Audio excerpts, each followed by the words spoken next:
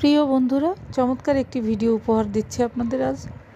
এই যে গ্রামের মেঠো পথ, পুকুরের পাড়, কি চমৎকার দেখুন। মন চাইলো আজকে কচুরলতি দিয়ে দুপুরবেলা ভাত খাবো, তো যে কথা সেই কাজ, চলে এলাম পুকুর পাড়ে।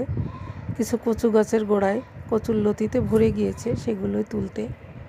বন্ধুরা, গ্রাম সবারই ভালো লাগে। আমরা যারা শহরমুখী, শহরে থাকি, তাদের কাছে গ্রাম এক অন্যরকম শান্তির জায়গা, যেখানে নির্মল বাতাস, চারিদিকে সবুজের সমারোহ, পাখির ডাক, একেবারে গ্রামের একটা ঘ্রাণ অন্যরকম। গ্রামের বাতাসটি এসে গায়ে লাগলে মনে হয় যেন বাতাসে কোনো ভেজাল নাই। আমার তো তাই মনে হয়।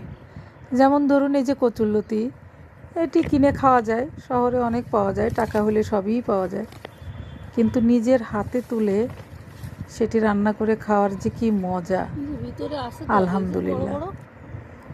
তো এই জন্যই বলি যে আমরা বাঙালি যতই শহরমুখী হই না কেন, গ্রাম হচ্ছে আমাদের একটি শান্তির জায়গা। দেখুন বন্ধুরা, অনেকগুলো লতি তুলেছি।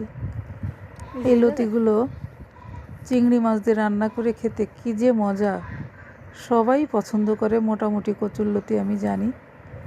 আরও ছিল ওই পুকুর পাড়ে, কিন্তু পুকুরের মধ্যে তো আর নামা আমার পক্ষে সম্ভব না। তো উপরে যতগুলো ছিল সেগুলোই তুলে এনেছি, অনেকগুলোই হয়েছে আলহামদুলিল্লাহ বন্ধুরা। তাই এত আনন্দের ভিডিওটি আপনাদের সঙ্গে শেয়ার করলাম। সবাই ভালো থাকবেন, আমার চ্যানেলটিকে সাবস্ক্রাইব করবেন, লাইক করবেন, আমার পাশে থেকে কমেন্ট করবেন। আমিও সবার পাশে থাকবো ইনশাল্লাহ। আল্লাহ হাফেজ।